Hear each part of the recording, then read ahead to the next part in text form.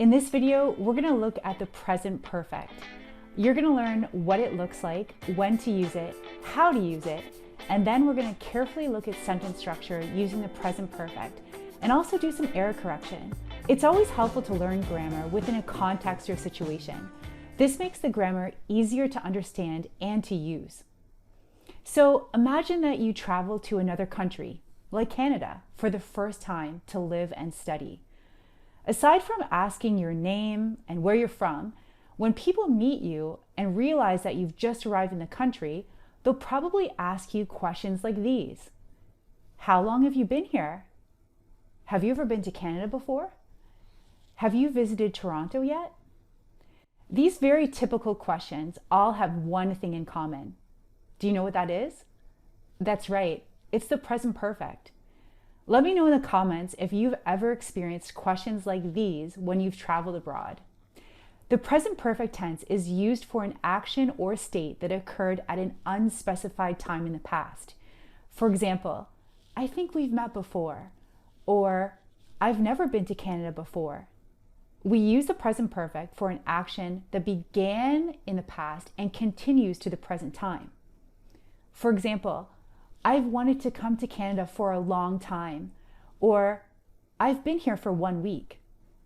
Finally, it can be used for an action that occurred repeatedly in the past, like this.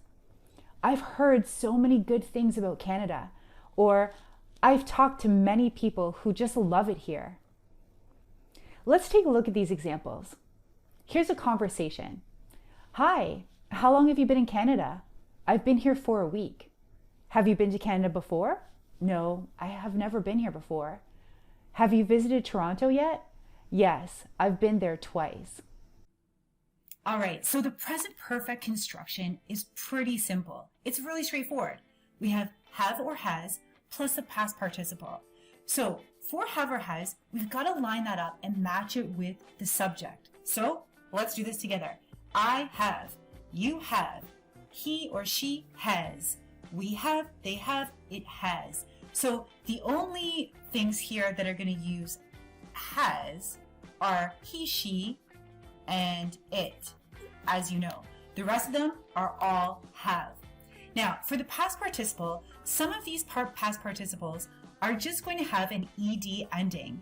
So for example, live, lived, or visit, visited, or study, studied.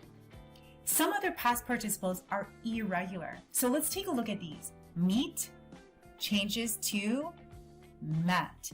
Hear changes to heard. And be changes to been. All right, let's take a look at these really common questions that are going to be asked to you whenever you go to another country. Number 1, how long have you been in Canada? Number 2, have you been to Canada before? And number 3, have you visited Toronto yet? So all of these sentences are great because they have one thing in common, and that is the present perfect. So when you're asked these questions, how would you answer? The first one, how long have you been in Canada? You might be thinking like, 1 week, that's it. But if you want to be brave and you want to try out your full sentences using perfect English grammar, you can use the present perfect. So you're going to start off with the subject. So let's say your subject, of course, is I. Then I'm going to use the present perfect. I have, not I has, I have. Been, that's the past participle. So have plus past participle. I have been in Canada for a week. Perfect. I've been in Canada for a week. All right, number 2. Have you been to Canada before? You might be thinking, no, I've never been here.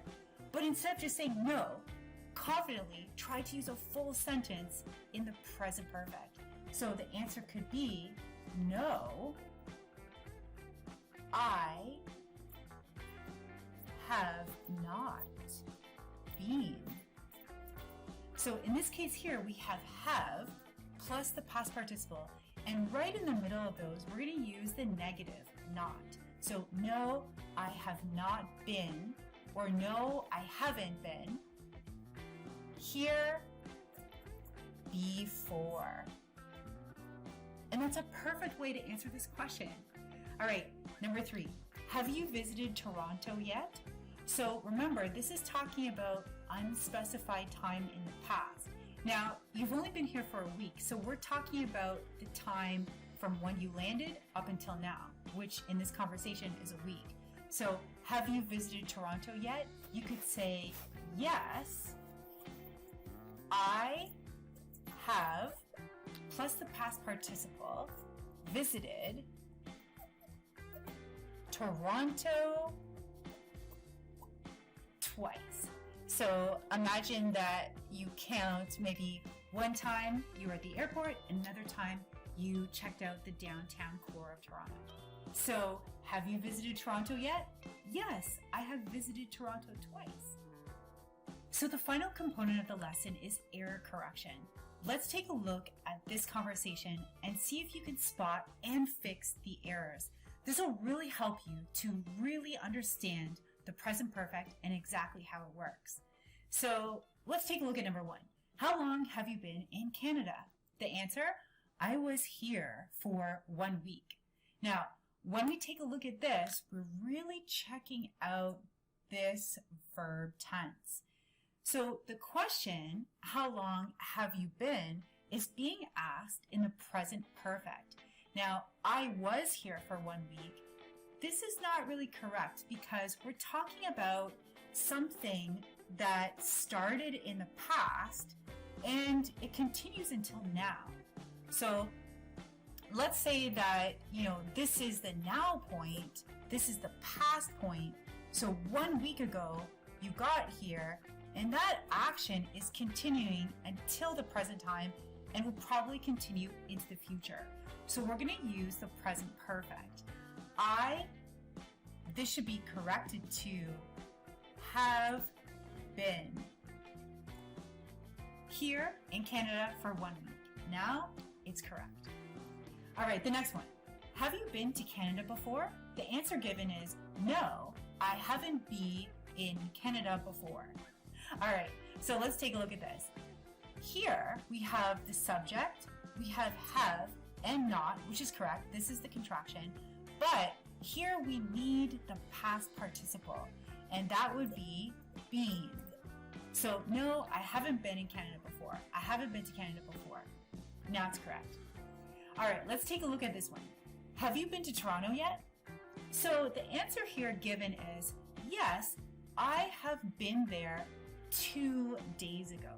So, what's the problem here?